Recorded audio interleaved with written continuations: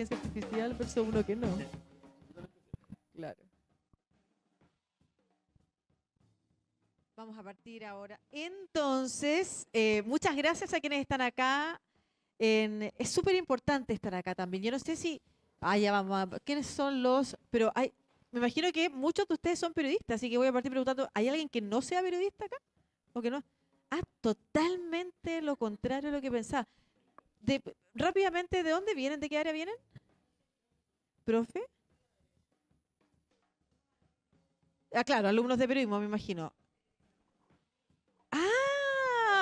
Muy bien. ¿Y están acá porque quieren estudiar periodismo o porque les interesa el tema de la inteligencia artificial y la información?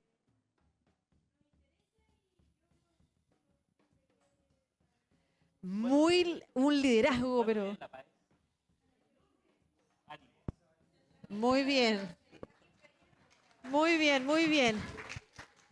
Muchas gracias entonces por estar acá, porque efectivamente uno de los objetivos del festival es que hay una conversación, una comunicación, un diálogo entre quienes ejercemos práctica periodística, quienes hacemos investigación en torno a comunicaciones y la ciudadanía, porque ¿cuál es el fin del periodismo y las comunicaciones sino funcionar de puente y entregar información como un aporte público? Aquí cada uno podrá tener su definición, pero a grandes rasgos para la convivencia, ¿no es cierto?, social, para nuestro debate público, para mejorar incluso nuestras prácticas. Y la inteligencia artificial irrumpió también en el ejercicio del periodismo y en su objetivo final, que es la posibilidad de informar. Ha irrumpido, hay dudas, no solamente en la ciudadanía hoy día respecto de dónde encontrar información realmente, sino que también hay dudas en el ejercicio del periodismo respecto de cómo usar la inteligencia artificial y esta conversación que mezcla a profesionales que están más centrados en la investigación periodística, en la investigación en torno a las comunicaciones y otros en torno a la práctica periodística, es muy nutritiva, pero va a ser más nutritiva cuando ustedes también puedan aportar al final con sus preguntas. Así que para que vayan poniendo harta atención a lo que aquí se vaya diciendo, anotando, escribiendo y nos puedan, por favor, también luego intercambiar aquellas preguntas que nos permitan hacer de esta una conversación mucho más nutritiva para los desafíos que se vienen en algo que, como podríamos decir en periodismo, es una total noticia en desarrollo. O sea, no tenemos una respuesta hoy día, pero sí algo podemos decir desde lo que se ha visto hasta qué es lo que podríamos prever y entonces cómo empezamos a pensar en normas, prácticas, regulaciones que nos permitan aprovechar lo bueno de las tecnologías y al mismo tiempo quizás resguardar aquellos principios, por ejemplo, de la práctica democrática, para la cual las comunicaciones y el periodismo son fundamentales. Quiero presentar a quienes nos acompañan hoy día. Primero, yo soy Lucía López, me va a tocar moderar acá, soy periodista de radio y televisión. Hoy día estoy con un programa en radio ADN sobre diálogo, cooperación para prácticas sostenibles. Y me acompañan acá Enrique Núñez Musa, que es candidato a doctor en información y medios de la Universidad Estatal de Michigan, magíster en periodismo, medios y globalización de las universidades de Aarhus y Hamburgo. Aarhus, ¿está bien? Y periodista de la Universidad Católica, es co-investigador del informe chileno del Digital News Report del Reuters Institute for the Study of Journalism de la Universidad de Oxford. Y mide y estudia las tendencias de consumo en periodismo digital. Investiga además sobre epistemología del periodismo y sus disrupciones. Muchas gracias, Enrique, por estar acá. Les pido un aplauso para él. Nos acompaña también Teresa Correa, que es doctora en comunicaciones de la Universidad de Texas en Austin, es profesora titular de la Escuela de Periodismo de la Facultad de Comunicaciones y Letras de la Universidad Diego Portales, que nos acoge. También es directora alterna del Núcleo Milenio en Desigualdades y Oportunidades Digitales Nudos e investigadora principal del Núcleo Milenio Futuros de la Inteligencia Artificial. Su investigación se centra en desigualdades digitales, algoritmos e inteligencia artificial. Un aplauso para Teresa. Muchas gracias, Teresa, por estar acá. Y también está conmigo Sebastián Rivas Vargas, que es director de Productos y Servicios Digitales en CNN Chile. Es periodista de la Universidad de Chile y máster en Políticas Públicas por la Universidad de Chicago. Actualmente cursa un doctorado en Comunicación en la Universidad de los Andes. Ha trabajado en The Clinic, el Mercurio, Revista, Que Pase la Tercera, y ha participado como mentor en programas de emprendimiento periodístico digital para diversos medios en América Latina. Muchas gracias por estar acá. Un aplauso para Sebastián.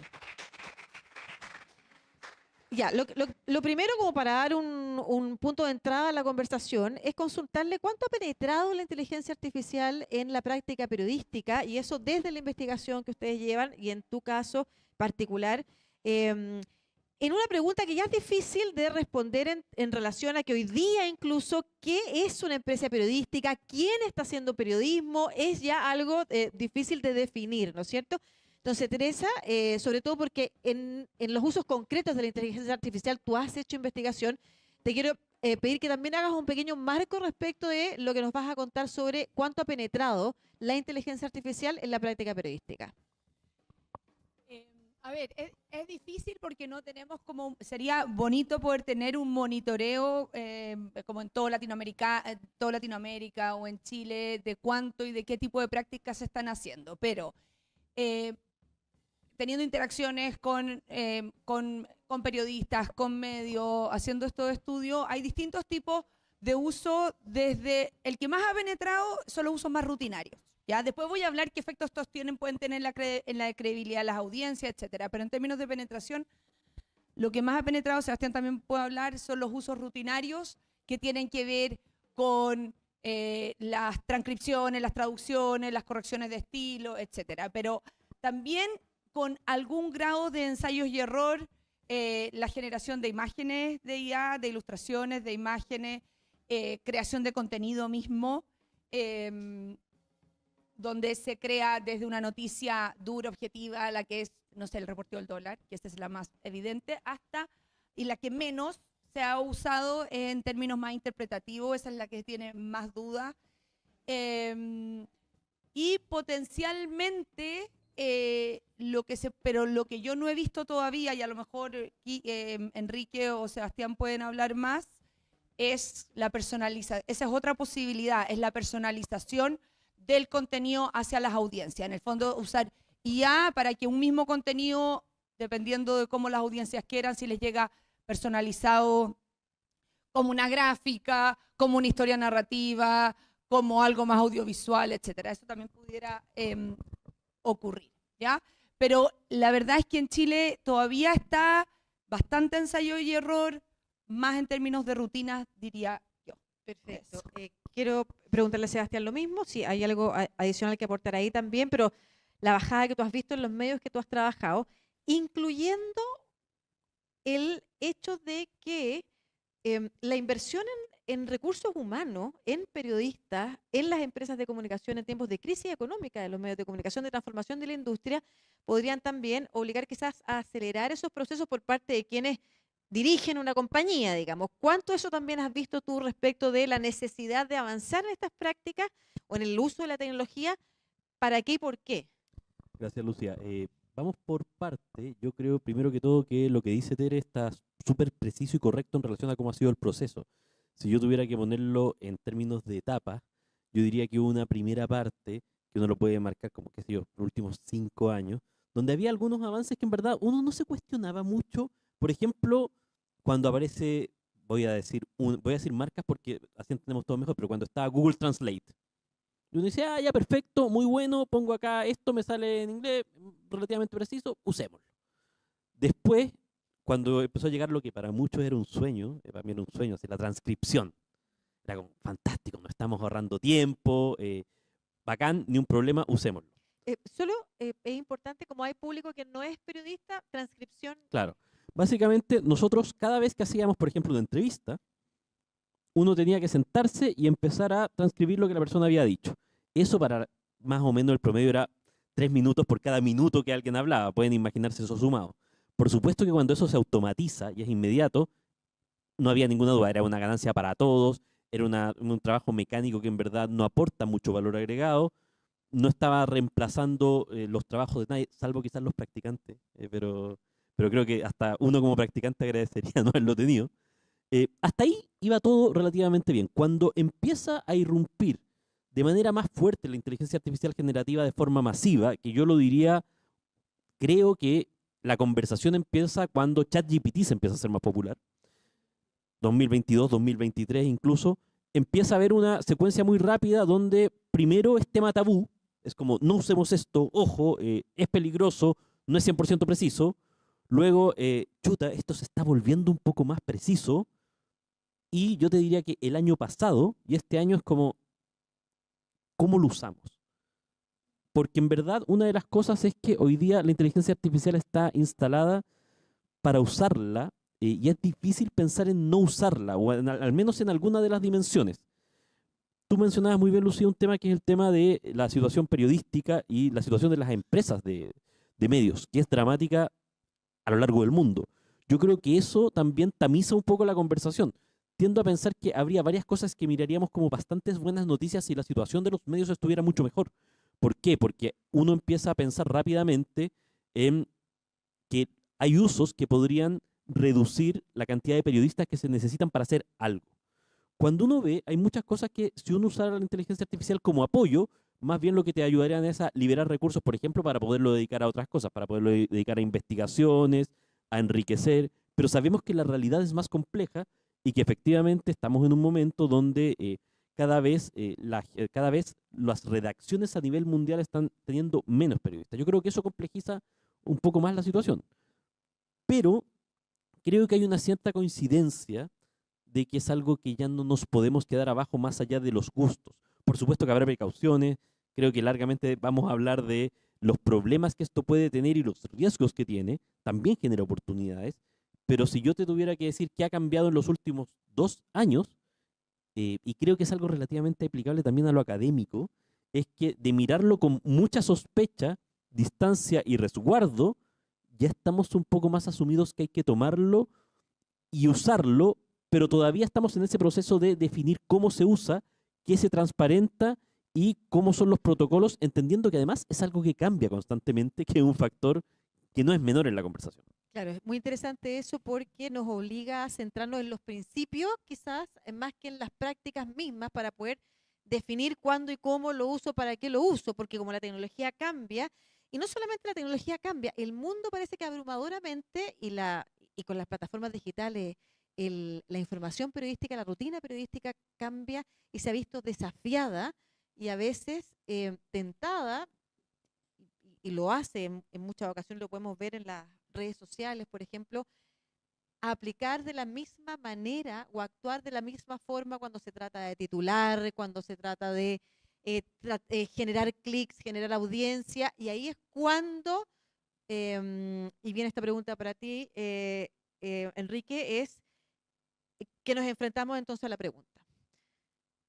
Ok, esta es una realidad, la inteligencia, la tecnología está puesta al servicio de poder usarla cuando se generan problemas. Metámonos en esa conversación desde ya. ¿A qué hay que estar atentos o atentas? Mira, yo partiría con una distinción principal y es la diferencia entre inteligencia artificial y conciencia artificial. La inteligencia artificial lo que hace es, en el fondo, a partir de una serie de procesos estadísticos, predecir una respuesta a partir del conocimiento que existe, pero no tiene conciencia. Y la ética periodística se basa en la conciencia, se basa en, en el fondo en tomar decisiones conscientes que se tienen que ir incorporando y rutinizando para poder tomar decisiones diarias, que se generan a través de argumentos. En cambio, eso no necesariamente es inteligencia, eso tiene más que ver con también una lectura moral y cultural de la sociedad. Entonces, en el momento en que yo le doy un valor de conciencia a la inteligencia artificial, es cuando se vuelve peligroso, cuando lo ocupo como fuente al momento de tomar determinadas decisiones éticas sobre lo correcto o lo incorrecto. Ahí está mi hija queriendo aportar también al debate. Ahí es cuando se pone realmente complejo, porque lo único que hace esa información, la inteligencia artificial en realidad es ser una herramienta de procesamiento de información bastante eficiente, pero que también tiene sus sesgos. Y ahí también hay un tema. La inteligencia artificial no está al servicio del periodismo en su concepción como está hoy día entregada a la audiencia, no está al servicio de la audiencia, está al servicio de las empresas que lo entregan. Otra cosa es que las podemos aprovechar y las podemos ocupar, pero en el fondo la manera en que estos algoritmos se están informando, la manera en que se están alimentando, depende un montón de cuáles son esas fuentes de información, cuáles son los sesgos que hay en esas fuentes de información. Hay un muy buen documental del año 2021 que se llama Coded Bias, que mostraba que, por ejemplo, todos los LLM, estos sistemas como de procesamiento de información, no eran capaces todavía de reconocer un rostro afroamericano. ¿Por qué? Porque la mayor parte de las bases de datos venían de imágenes que se publicaban en la prensa estadounidense, la prensa europea, de hombres y mujeres blancas.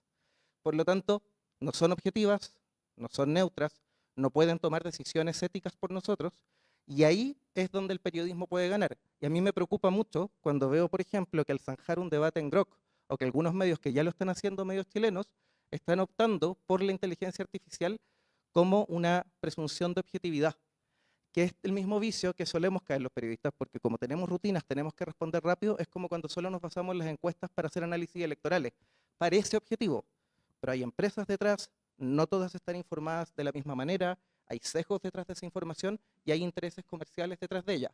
Entonces, yo creo que para los procedimientos, como menciona Terio, como menciona Sebastián, que son muy útiles, como por ejemplo, que es para lo que más se está usando en Europa, de hecho, convertir, por ejemplo, un artículo en podcast, o un podcast en artículo, funciona muy bien, pero para tomar decisiones editoriales respecto a lo que está bien o lo que está mal, respecto a cómo se representa la sociedad en el periodismo, no es una herramienta consciente.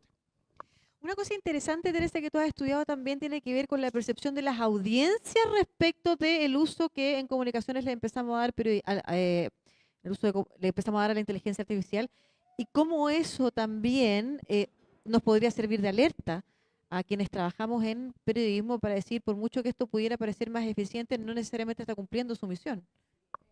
Y eso tiene mucho que ver con lo que también hablaba Enrique recién. A ver, la discusión, un estudio como para mostrar en el fondo cómo se ha ido moldeando también el pensamiento de las audiencias respecto a la inteligencia artificial y respecto a la inteligencia artificial en el periodismo y en las noticias. Hicimos uno de los estudios que lo hicimos al alero del núcleo de inteligencia artificial que fue liderado por Matías Valderrama, donde estudiamos toda la cobertura de los medios, primero, toda la cobertura de los medios desde el año 2008 hasta la actualidad, que tiene que ver con inteligencia artificial, y el tema más importante es retratarlo como esta maravilla tecnológica, sin mayor crítica, ¿ya? Sin mayor crítica, y está en los últimos años un poquito más creciente la crítica, pero la verdad es que siempre ligado a temas de innovación tecnológica, de retratarlo como esta maravilla, esta nueva maravilla. Pero cada día la crítica es más creciente respecto de los posibles sesgos que puede implicar la inteligencia artificial, de los dilemas éticos que implica, etc.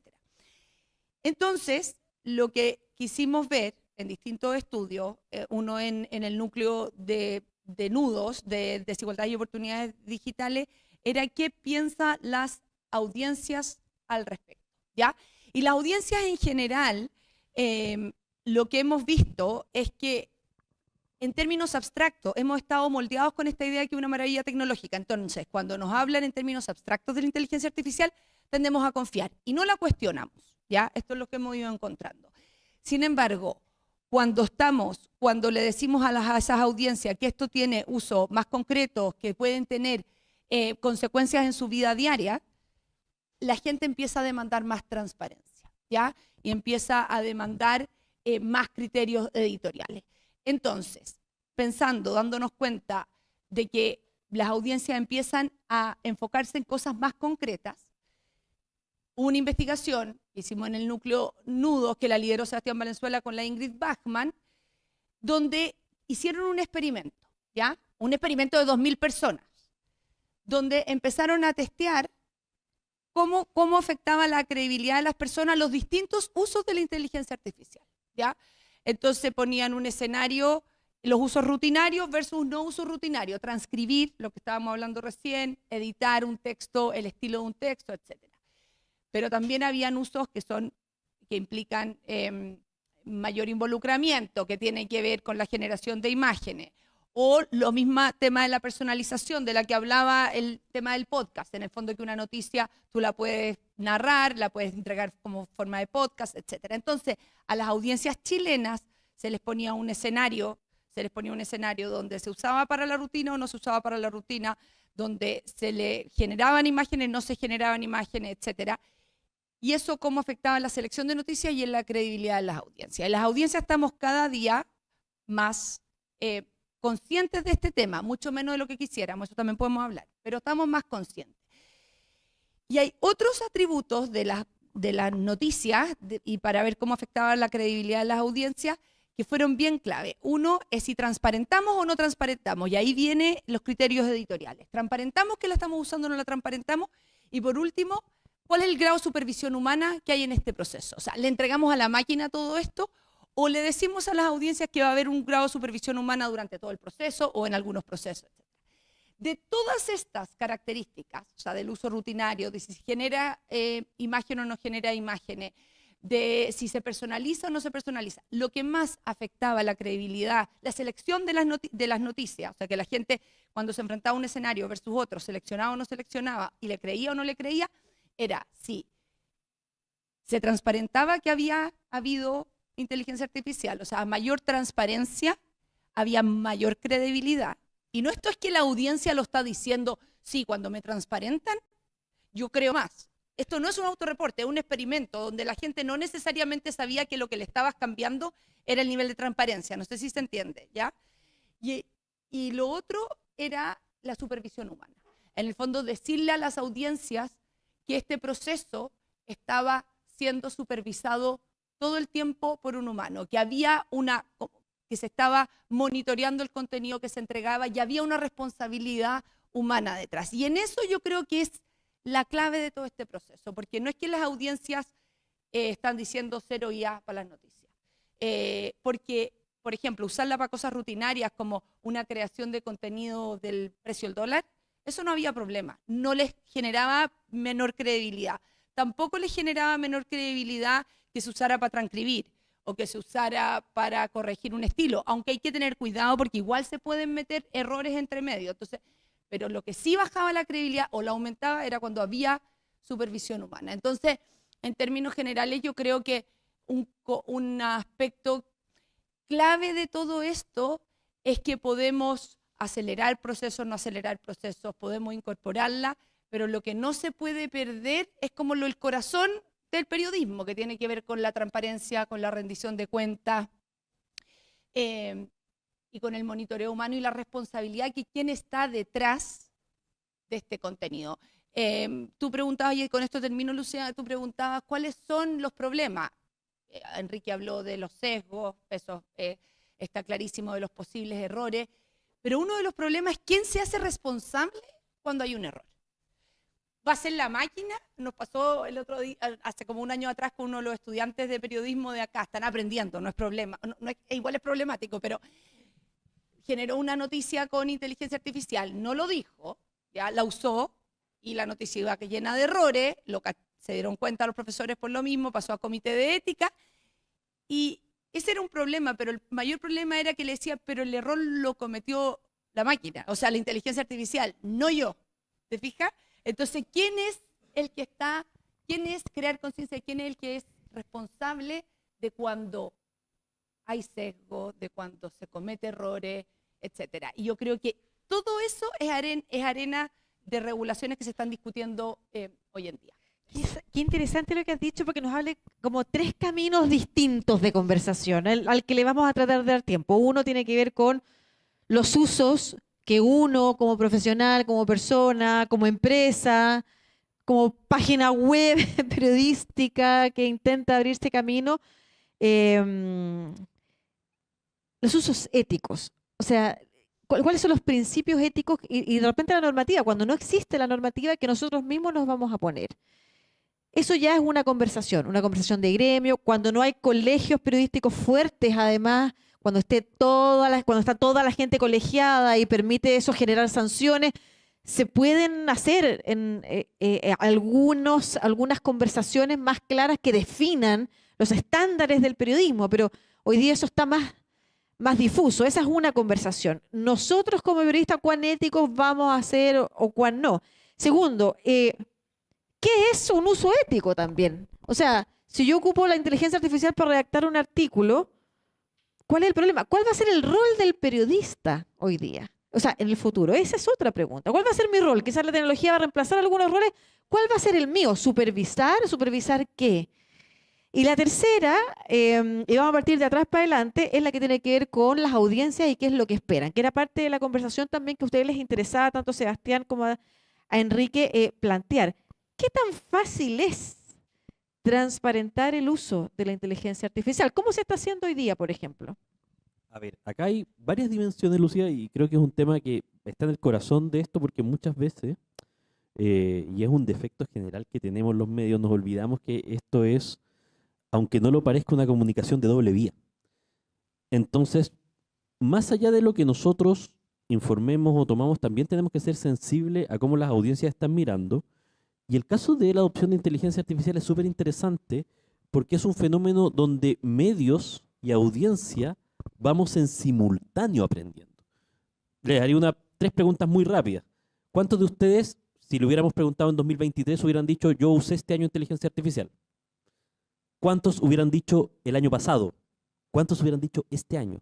Estoy absolutamente seguro que las respuestas irían cambiando. Y nosotros vamos viendo una fotografía que se está moviendo. Sabemos que el público, al menos hasta el año pasado, mostraba bastante recelo con respecto a usos de inteligencia artificial, pero también es cierto que la adopción era mucho menor de lo que sería este año. Y eso nos genera una conversación de donde estamos todos, entre comillas, explorando en una frontera, entendiendo qué es lo que podemos hacer, entendiendo qué es lo que no se puede hacer, y con muchas dudas, porque en general la inteligencia artificial también se asocia a otras cosas, se asocia a, por ejemplo, y hay, a esta misma hora hay otro panel que está tocando el tema de noticias falsas, imágenes adulteradas, cada vez más difíciles de reconocer. Ustedes acá, alguno de ustedes podría sacar una foto, llegar a su casa y pidiéndole a Nano Banana Pro, por decir uno, decir... y mostrar una imagen a la gente y decir, oye, hoy día fue un panel súper bueno donde estaba Brad Pitt. Sería el Quique, yo creo que es más fácil photoshopear ahí. ¿No? Pero, y uno podría ver y va a decir, sí, quizás, no sé, tiene un poco la quija, pero está eso. Y el dogma que nosotros tenemos es si no lo veo, no lo creo, y ahora incluso lo que vemos tenemos que tener dudas. Entonces, creo que en términos de la transparencia, y creo que la Tere lo plantea súper bien, hay dos niveles. Tiendo a pensar que nosotros en los medios, los usos, no sentíamos la necesidad de transparentar aquellos usos que son más bien de backstage o back office. Por ejemplo, transcribir. Porque tú dices, bueno, ¿esto afecta al resultado final? Probablemente no. Por supuesto que si yo presentara un video hecho con inteligencia artificial, creo que tampoco hay dudas. No, uno tendría que decir, esto está hecho con inteligencia artificial. Me parece que cualquier otra cosa sería un fraude. Y lo interpretamos así. También una fotografía que esté hecha con inteligencia artificial y que trate de emular o vincular un ser real, me parece que también es un límite. De ahí para acá empiezan todas las zonas grises. Bueno, y se hace una ilustración. Lo revelamos, no lo revelamos. Si hacemos una transformación de contenido, que es lo que dice Quique. La semana pasada, Google en su plataforma de Notebook LM lanzó una actualización que es increíble para infografías. Increíble. Uno le pone un link o le pone los PDFs que uno quiera y sacan unas infografías que son espectaculares para usar. Bueno, eso. ¿Contamos que lo hizo la inteligencia artificial? ¿De que no? Probablemente vamos a decir que sí. Si escribimos un artículo, y ahí empiezan los pudores y los dolores, y esas son las conversaciones. Lo revelamos, no lo revelamos, cómo nos afecta, cómo afecta a las personas.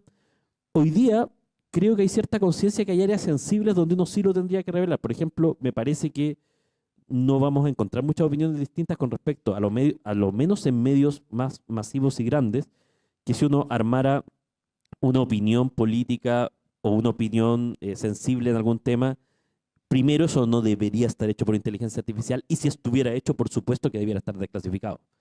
Y por otra parte también el contenido que se genera con IA, yo tiendo a pensar que es bueno ir desclasificando qué es lo que uno hace. Hay resúmenes muy buenos que se hacen con IA y uno dice, bueno, esto es con inteligencia artificial, porque además, y esto tiene que ver con algo que decía la Tere, uno puede desclasificar con más tranquilidad como, miren, esto es una herramienta que puede cometer algunos errores. Y eso blinda un poquito el tema de la confianza. El error siempre, para mí, va a ser responsabilidad de quien está poniendo la plataforma, ya sea el medio, ya sea el periodista, pero uno sí puede explicar, por ejemplo, cuando está en esta síntesis, miren, esta es una herramienta que puede tomar errores, y por último se hace más entendible o justificable lo que haya pasado en el proceso. Pero es un proceso, y de nuevo, o sea, estas conversaciones que parecen muy reflexivas, sesudas, son conversaciones de 24 meses, que están pasando ahora, y en la sociedad todo es muy distinto. Yo me acordaba, escuchaba a las chiquillas por ahí que dan la PAES, yo decía, chuta, ¿cómo ha pasado el tiempo? Yo di la PAA, y después vino la PSU, y yo estudiaba con facsímiles que era dificilísimo conseguir. Yo me preguntaría si ustedes, por ejemplo, hicieron estudios para la PAES pidiéndole a ChatGPT, Gemini o alguien que les hiciera preguntas. Porque ese es el tema. Nosotros en el periodismo y en los medios estamos haciendo una adopción, pero también la gente la está haciendo. Y ese proceso simultáneo es muy rico, es muy desafiante. Siento que nosotros tenemos una oportunidad de ser una compañía, pero también nos genera un montón de ruido, porque no es algo como que ya esté adoptado, donde Claro. estamos en terra incógnita. Y porque la pregunta también apunta a dos vías. Una tiene que ver con nosotros como periodismo tratando de defender el periodismo ante una sociedad y unos líderes de la inteligencia artificial que te dicen desde ahora en adelante ustedes son los periodistas, ya no necesitan al periodismo, ¿no es cierto? Como alguna vez lo dijo Elon Musk.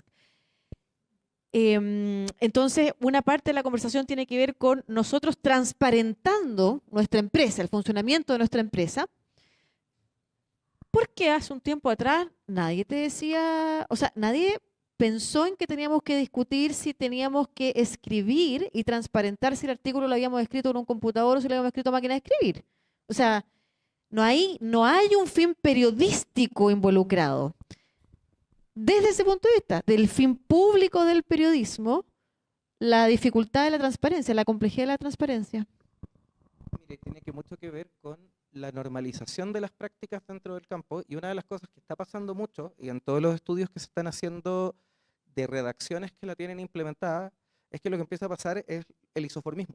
En el fondo, un medio adopta una práctica y otro medio limita, y otro medio limita, y otro medio limita, y eso es lo que va validando esa práctica. Y esa práctica se va validando discursivamente y es súper compleja porque es una mezcla de cosas, donde entra de partida una estructura de poder. O sea, hay un tema de eficiencia económica donde hay gerentes de medios, directores, editores, hay toda una cadena hacia abajo hasta el reportero que toma estas decisiones, pero también hay expectativas de la audiencia, hay presiones de tiempo. El sistema de creación de conocimiento del periodismo es muy frágil, es muy rápido, tiene que actualizarse permanentemente.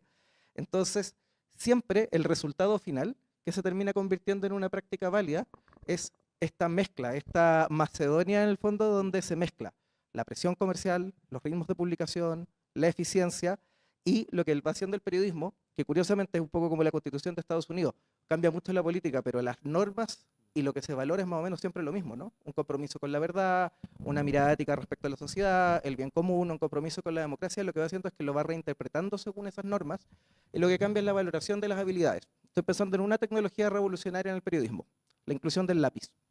Por mucho tiempo se consideraba que un mal periodista era el que tomaba apuntes en una entrevista, porque la habilidad que se valoraba en el periodismo, y estaba en todos los libros de texto, como hasta los años 40, era aprenderse las cuñas de memoria. Y eso es lo que se enseñaba en las escuelas. Yo me tengo que saber las cosas de memoria porque ahí soy buen periodista. Por lo tanto, era un flojo el que llegaba con un lápiz, porque no estaba ejercitando su memoria. Y después cambió el discurso y se normalizó. Y ahora el periodista poco profesional era el que llegaba sin lápiz, porque era más impreciso. Porque cuando se mostró la eficiencia de la práctica, aumentó en el fondo la valoración y lo empezaron a imitar los demás. Entonces, muchas de estas prácticas van a empezar a ocurrir con el chat. Así que el chat GTP te hace una transcripción y un resumen de las cuñas preciso, se va a empezar a normalizar y se va a empezar a adoptar. Y eso en el fondo va a ir generando que lo empecemos a validar, se va a empezar a incluir en las escuelas de periodismo, que es donde se forma gran parte del campo y se validan las normas y prácticas. Y por eso estamos en el momento de que se vaya definiendo muy conscientemente, que vaya las redacciones por ir pensando cuáles son esas prácticas que van a irse validando discursivamente y cuáles no. Y ahí va a haber una tensión súper grande, porque en el fondo es una habilidad periodística tener buena ortografía y gramática. Yo todavía le tengo que bajar la nota a mis alumnos que no la tienen, pero quizás va a ser más importante que sepan pensar bien en las fuentes y poner más cursos de reforzamiento en pensamiento crítico y no empezar a bajar notas por la ortografía si eso lo va a resolver el chat, tal como antes era importante tener buena memoria. Por lo tanto, creo que es un momento de mucha reflexión y donde las universidades también tenemos mucha pega, los investigadores, en cómo llevar esa reflexión a las prácticas con los chicos del pregrado y con la definición del campo. Qué interesante, porque define de alguna manera el rol periodístico. Teresa.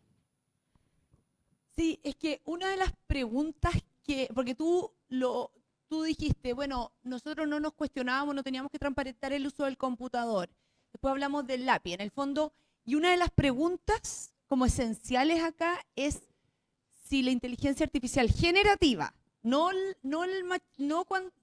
de hace 5 años atrás, sino que la última, la que crea contenido nuevo, si la inteligencia artificial generativa es una innovación tecnológica más dentro del cúmulo, para el periodismo estoy hablando, dentro del cúmulo de innovaciones tecnológicas, y tenemos que acomodarnos y vamos, o le pega o tensiona, no más bien le pega porque es más negativo, pero tensiona al menos como el corazón mismo de lo que es el periodismo, que tiene que ver con tensión a las autorías, la creatividad, la creación de contenido, etcétera. Y yo creo que Pensamiento crítico. exacto, el pensamiento crítico, y yo creo que esa es la discusión más importante, y yo creo que esa es la valoración, y eso es donde va a estar la ventaja competitiva de un periodista bien entrenado o no, etcétera. Pero yo creo que sí tensiona cosas que no necesariamente la máquina de escribir versus el computador las tensionó. Me acordé, no pude no acordarme de una publicación ayer que tenía el cuestionamiento, ayer o antes de ayer, del propio involucrado en el título. Era una publicación que decía que un candidato X ya tenía el apoyo de este alcalde de este partido. Y si uno miraba la nota, la única información que había al respecto la había dicho alguien del comando de ese candidato X, diciendo, no, sí, ya lo tenemos. Y no había habido dentro del ejercicio periodístico el tratar de ubicar a la persona que supuestamente había sido captada, quien rápidamente puso un Twitter y dijo, yo jamás he dicho esto. Entonces, eso no hay inteligencia artificial ahí por medio, pero hay pensamiento crítico. Es como cuánto también el uso de estas nuevas tecnologías anulan herramientas, habilidades que nos permiten ser mejores periodistas.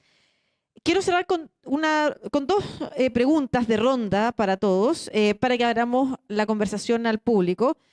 Y la primera tiene que ver con, a propósito de lo que planteaban al final, con que se tiene que empezar a discutir ya en el campo qué es lo que vamos a aceptar y qué no, o cómo definimos un buen periodismo que queda fuera de los estándares. Hasta hace poco el uso de nuevas tecnologías, redes sociales, teléfonos celulares también para los colegios, por ejemplo, era como wow, los colegios ahora tienen nueva oportunidad, y ahora vemos de vuelta, ¿no es cierto? O sea, se está repensando que ante el cuestionamiento respecto de qué es periodismo, para qué se necesita el periodismo confiable, la industria periodística, y no el llegar y soltar información mediante todos los medios. Hoy día, y ante lo desafiada que está precisamente la industria periodística, normas, regulaciones, prácticas orientadoras que tú crees que van a empezar que están probablemente en la investigación ya puestas sobre la mesa, pero que se debieran tomar el espacio público. Teresa, en ese orden, Teresa, Sebastián, Enrique. Difícil pregunta, pero a ver, Sebastián ha dicho varias veces en el fondo que esto vamos avanzando y esto un poco es ensayo y error, ¿cierto? Estamos todos aprendiendo en esto. Lo que yo creo en este proceso, y yo también incluso lo veo, no solo como periodista, experiodista, profesora de periodistas, sino que también en todo el proceso editorial completo, ya en las revistas académicas, etcétera, porque también me toca estar en esa perspectiva. Es todo el proceso editorial, ya completo. Yo creo que lo que no podemos hacer es como ser un barco a la deriva, ya, aunque sea ensayo y error, y aunque sean discusiones cortas, diarias, y esto va a ir cambiando. Lo que no podemos es ir como a la deriva sin cuestionarnos desde un punto de vista editorial, del periodismo, de los editores, en todo, desde un punto de vista editorial completo en términos de responsabilidad de lo que estamos haciendo, sin como pensar exactamente cuáles son posibles implicancias que podemos tener. Se refiere a que la tecnología te lleve. Exacto, que te vaya llevando y vamos, esta es la nueva cosa, y esta es la nueva. Yo creo que no es que no lo adoptemos, pero lo que sí yo creo que se torna cada día más importante y que las audiencias también lo están pidiendo, es una mediación editorial explícita y transparente, que se note en qué procesos hay supervisión humana, en cuáles no, qué está haciendo, qué no está haciendo. Ahora, ¿cómo lo transparento? Si en cada una de las notas a lo mejor no va a ser necesario, a lo mejor van a ser políticas, pero políticas que sean accesibles, no que sean como los términos y condiciones que nos hacen cliquear cada vez que tenéis que avanzar una página. Eso es una locura, o aceptar una cookie, no. que sean cosas que sean accesibles para la ciudadanía, porque la ciudadanía también se va a ir entrenando, se va a ir empoderando, y esto en los medios también tiene una responsabilidad. Entonces, si bien van juntos aprendiendo, bueno, lo siento, son instituciones que tienen una responsabilidad más grande que la ciudadanía misma. Y yo creo que eso, ir como barco a la deriva, no en términos de desarrollo de pensamiento crítico. Yo creo que ese tema es clave: transparencia, supervisión humana, responsabilidad frente al contenido que se está generando, aunque haya sido por una máquina. Es interesante además la pregunta, porque vienes de la academia, contaste el ejemplo de un alumno utilizando, es como, ¿vamos a castigar el uso? ¿Vamos a castigar la falta de intermediación, la falta de editorialidad? Ya, y en eso, y pues todo lo va a terminar, y en eso hay que generar algún tipo de política o de guías para los profesores, y eso implica es bajar la pelota. Hay que bajar la pelota en algún momento y decir, ¿cómo vamos a estar enfrentando? Sabiendo que esto va a cambiar cada 6 meses, un año, ver distintos tipos de políticas que puedan ser más a largo plazo, más temporales, etcétera. Pero es importante bajar la pelota. Uno no puede ir. Sebastián. A ver, yo creo que hay una norma relativamente básica que funciona bastante bien y que creo que es la manera más fácil que yo hasta el minuto he visto de como plantear cuál debiera ser la mirada en relación al uso de inteligencia artificial, y que es humano al comienzo, humano al final. Eso es relativamente simple. Y la inteligencia artificial está al medio. Pero hay alguien que impulsa y se responsabiliza del inicio del proceso, aunque sea un proceso automatizado, pero alguien lo concibió, tiene las reglas, y alguien se hace responsable de ese resultado. Creo que eso es básico para entender después las desclasificaciones, los elementos, pero no podemos, como dice Tere, asumir o pensar o sentarnos desde un lugar como que vamos a estar guiados por lo que la IA quiera hacer o la IA nos quiera guiar, porque además sería una falacia. Las corporaciones. No, sería una falacia. Entonces, creo que eso es un punto bien central. Segundo, efectivamente los medios estamos en un minuto de pensar esto, hay un proceso, pero creo que es sumamente importante el rol que tiene la academia aquí. ¿Por qué? Porque los medios en general, y no solamente en el caso chileno, sino que en el caso mundial, estamos bajo una cantidad de amenazas o presiones. Si alguien alguna vez vio la fantasía que está esta parte del aprendiz de magos, como cuando Mickey empezaban a tirar agua y trataba de sacar y aparecían magos, imposible. En algún minuto imposible. ¿Por qué? Porque tenemos amenazas en términos de los usos y en términos del modelo económico. Tenemos rivalidades muy fuertes. Lo que ha hecho Elon Musk en los últimos años, desde X, diciendo, ahora tú eres el propio periodista, lo que decía, es súper complicado. Por otra parte también, si bien la amenaza de las noticias falsas es real, también la tentación para los bloques políticos de, cuando tú expones algo, descalificártelo como, oye, es fake news, y echarle la culpa al periodismo, es muy grande. Y por otra parte también hay gente que hoy día se está informando con nosotros, pero no sabe que se está informando con nosotros. Se está informando en TikTok, se está informando en Instagram, pero quizás no reconoce que ese contenido viene de CNN Chile, viene de 24H, viene del Mercurio. Lo vio en Instagram. Y piensa que no necesita los medios porque no estamos ahí. Entonces, ¿a qué voy? Insisto con un punto que decía antes. Quizás la reflexión de la IA para los medios sería un poco más simple si el panorama general fuera más simple.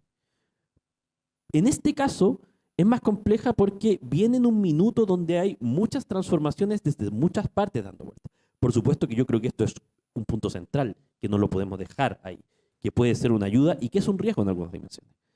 Pero creo que es una de las oportunidades más claras para mí, y acá probablemente también implica un poco mi doble sombrero. Yo, como tú me decías, soy estudiante de doctorado de la Universidad de los Andes, pero creo, y soy profesor acá en la Diego Portales, pero creo que de verdad la academia tiene una gran oportunidad de darle una mano a los medios y de darnos la mano e ir juntos en un proceso donde en verdad estamos todos interesados, aprendiendo, y donde para mí el foco es al final, no solamente son las mejores prácticas para nosotros, es algo que nos permita revalidar un contrato social que yo siento que en ciertos puntos también está más debilitado por estas amenazas que recién te estaba comentando Lucía. ¿Cuál contrato social?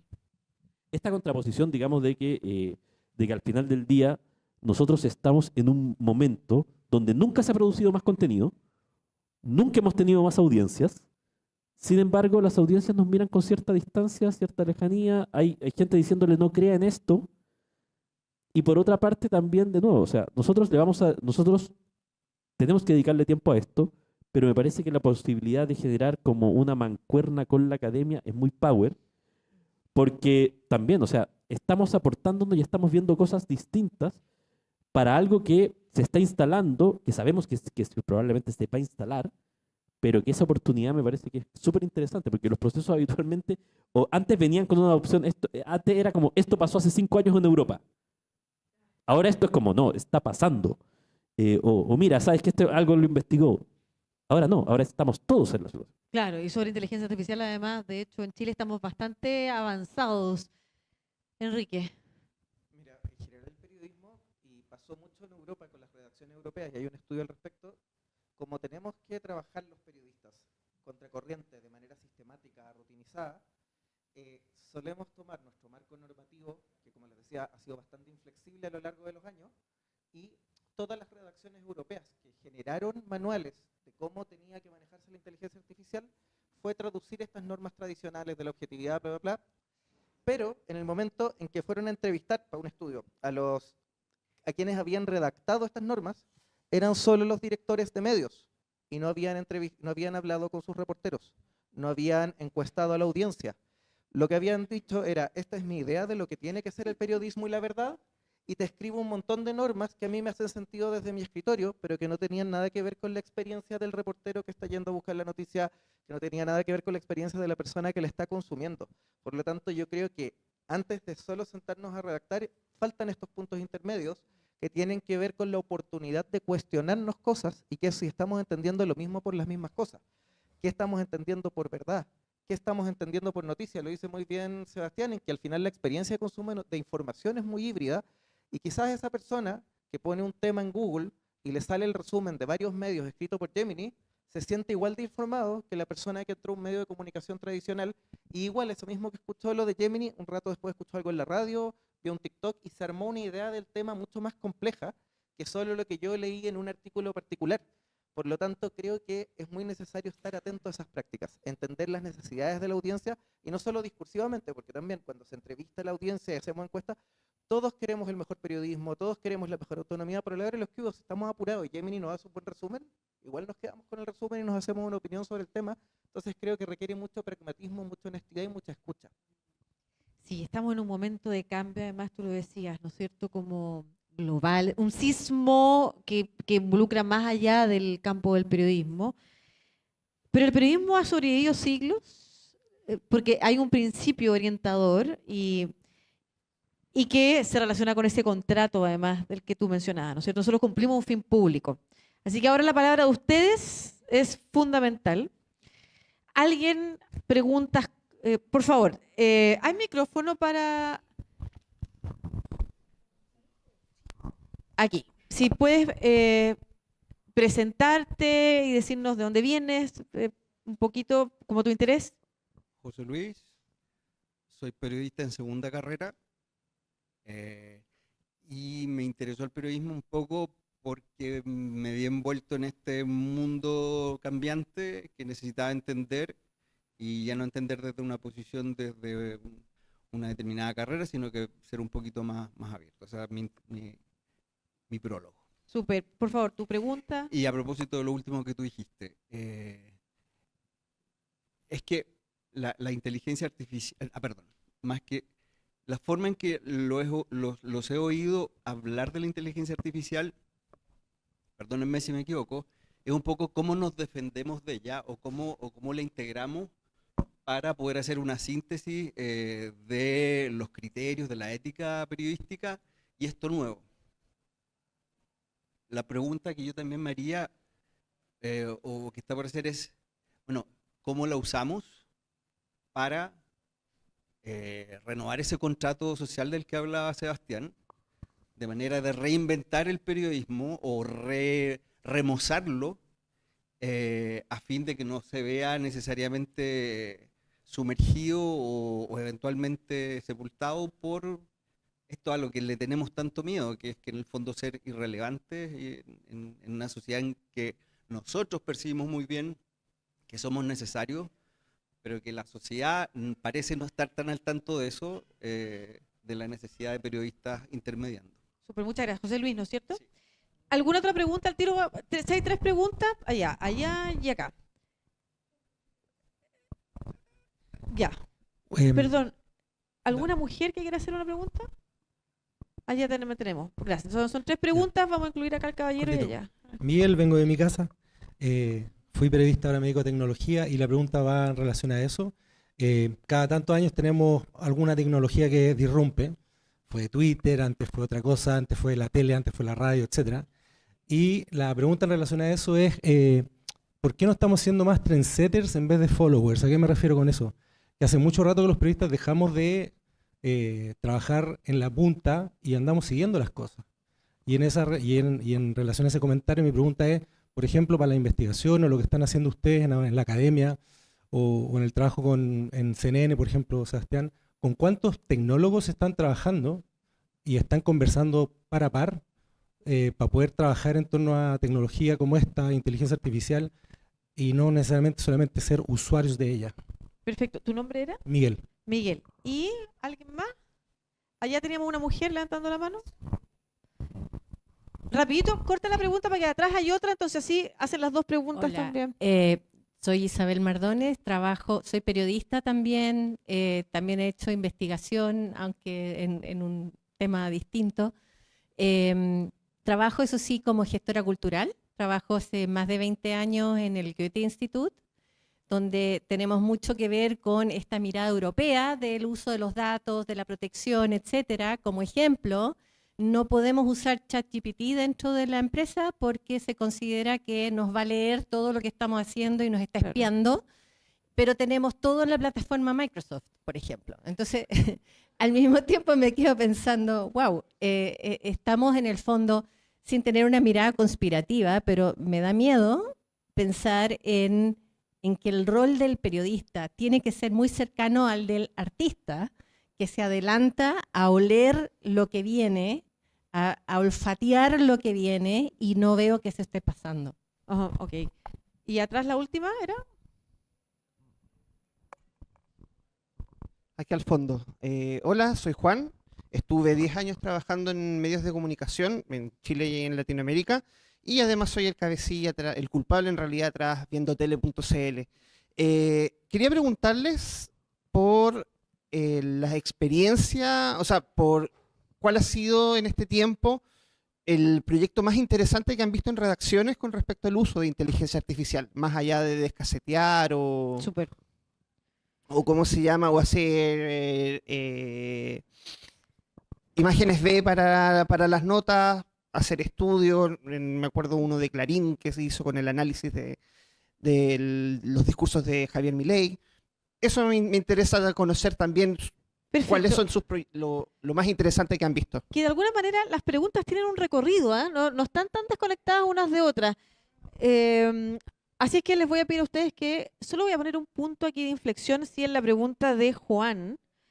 No es lo mismo Twitter que la erupción de la inteligencia artificial en sí completa. No es lo mismo cualquier tecnología. De hecho, la inteligencia artificial se compara como tecnología, como la imprenta. O sea, si nosotros recordamos a McLuhan y su frase, el mensajero, el medio es el mensaje, de lo que estamos hablando es de cambios culturales, pero con más impacto incluso que lo que fue la erupción de la televisión. Solo para poner ese punto de inflexión respecto de que no es lo mismo, digamos. Entonces no es tan fácil el momento. Por eso hablamos de un sismo global. Quisiera que ustedes 3 entonces respondieran, hicieran una síntesis de estas preguntas y pudieran, partiendo por ti, Enrique, contestarlas. Para responder un poco como todo el tema tecnológico, lo mencionaba muy bien Lucía, se genera en un momento una bifurcación súper importante, y es que la imprenta nace de la mano con el periodismo. De hecho, la industria de la imprenta genera el periodismo. Pasa similar con la radio y pasa similar con la televisión. Pero en el momento en que aparece el periodismo digital, el periodismo pierde completamente, o sea, no completamente, pierde una parte importante de la autoridad respecto a la diseminación y distribución del contenido. Y cuando se diferencia y se desarma la distribución versus quienes lo generan, es que empiezan a aparecer estos otros actores externos, que son las empresas de plataformas sociales, Las empresas que también lo podemos entender el chat GTP o cualquiera de estas plataformas como una empresa de distribución de información. Es un lugar al que yo voy a hacerle preguntas y me entrega esa información. Y lo que están haciendo, de hecho, es que hacen remixes. Están con un montón de temas hoy día en que están comprando bases y también usando bases ilegales y hartas peleas entre medios y estas empresas de cómo se están informando para que después una persona diga, oye, ¿qué es lo que pasó ayer con esta noticia? Y el chat me la procese. Entonces, ese es el gran tema. El momento en que el periodismo pierde la distribución, deja de convertirse en una empresa de generación tecnológica porque otras empresas se especializan en eso y empieza a seguir estas empresas. Y eso es súper complejo, porque en el fondo se arman dos campos diferentes que están en como permanente tensión y el periodismo fue muy, yo diría, tuvo muchas ilusiones y fue muy idealista cuando aparecieron, por ejemplo, las plataformas sociales y fue, hay que estar ahí sin entender los costos que tenía a nivel de distribución. Había que estar, muchas de estas plataformas empezaron a darle beneficios económicos a programas periodísticos, a proyectos, pero en un momento que cambia el algoritmo, todos los medios que dependían de ese algoritmo empezaron a perder plata porque ya la distribución la tenía otra empresa. Entonces, ese es el proceso en el que estamos y en ese sentido es muy difícil que el periodismo vuelva a ser una entidad, un campo desarrollador de tecnología, porque la competencia es muy grande con estos otros actores y una mirada pesimista, pero el tema está más bien en cómo nos enfrentamos a esto y vemos cuál es la especialidad hoy día del periodismo. Y ahí respondo como un poco al otro punto, que es la diferencia entre eficiencia y valor.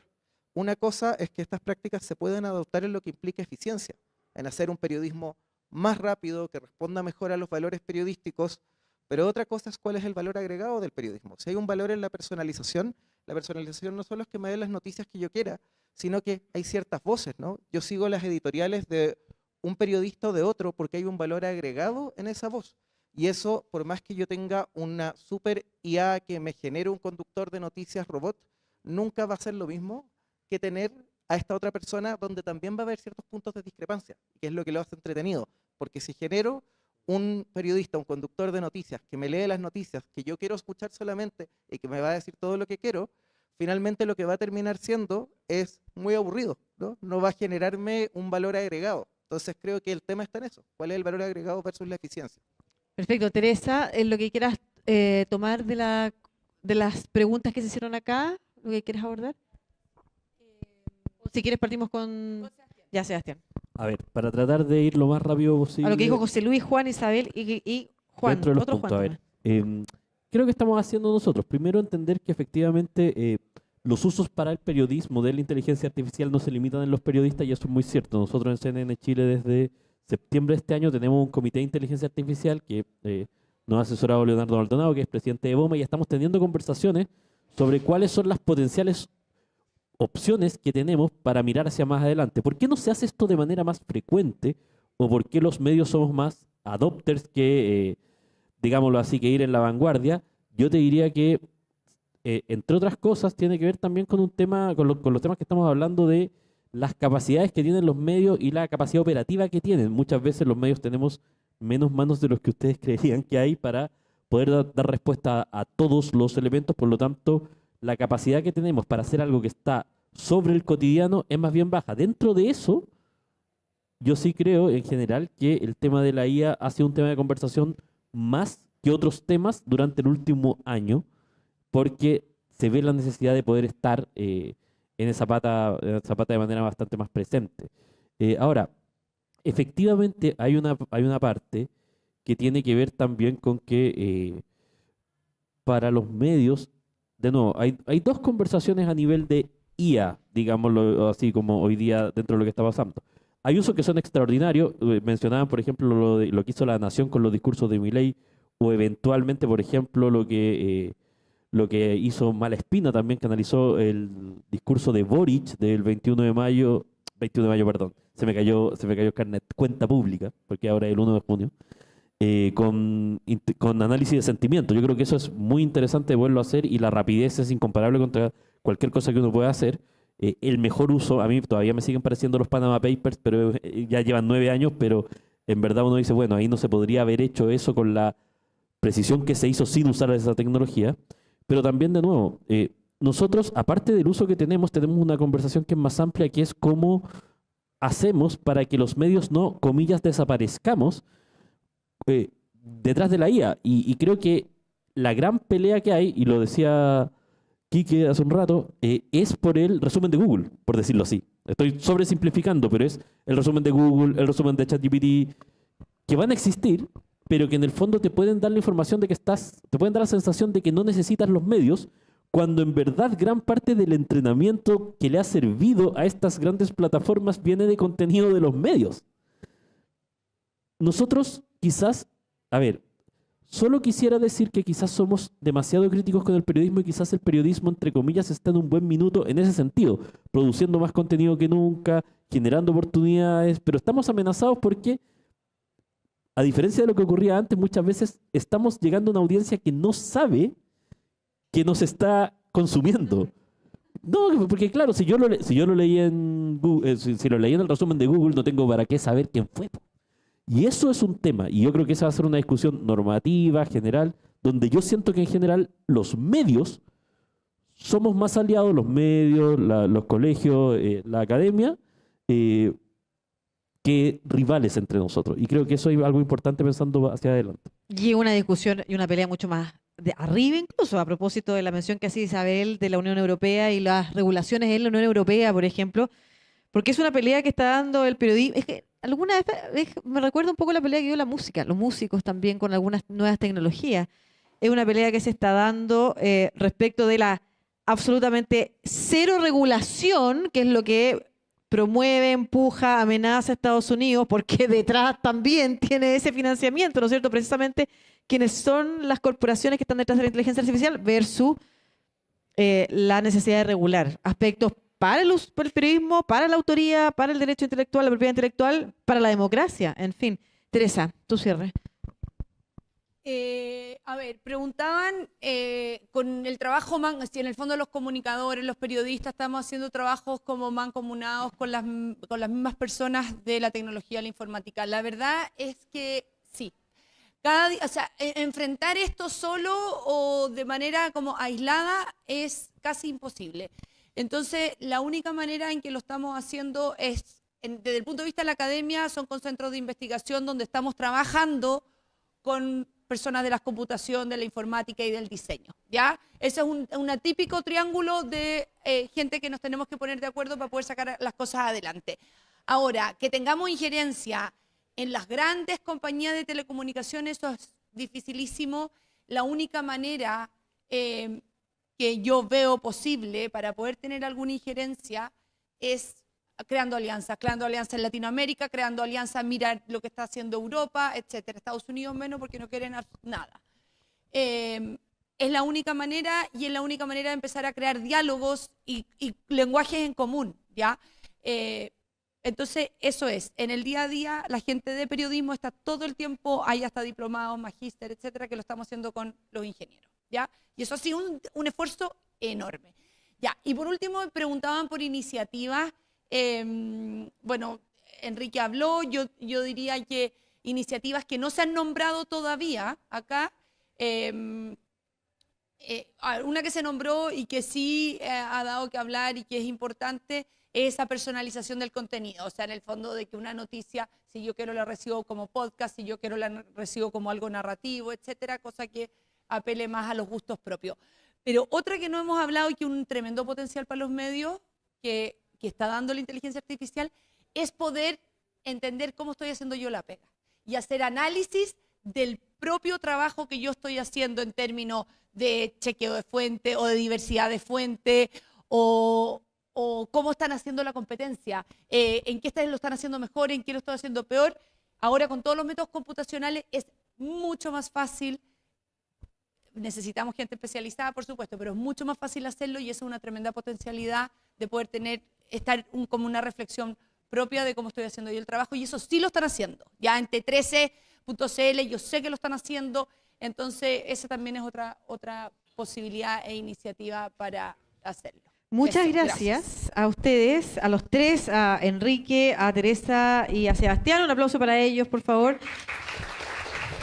Y muchas gracias a ustedes por venir, porque me quedo con una cosa, para mí es nuevo esto respecto a la investigación que mencionaba Teresa, cómo las propias audiencias están requiriendo que haya humanos en el proceso de supervisación, o sea, de supervisión, perdón. Eso es fundamental cuando hablamos de cuál va a ser el rol del periodismo, el rol de los periodistas.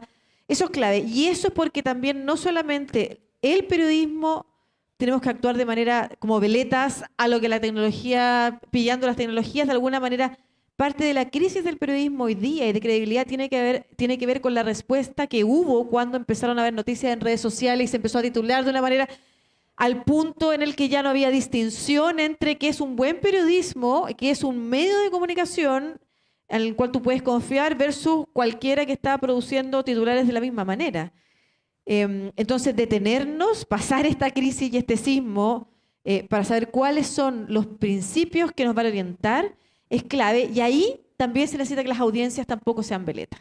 O sea, efectivamente, que no entrar a Google parezca que tengo toda la información y no necesito más. Dudar como periodistas, dudar como audiencia, buscar más información es clave y el que ustedes estén aquí tiene que ver con eso. Así que muchas gracias por haber venido y les invitamos a seguir en los otros paneles. Un abrazo.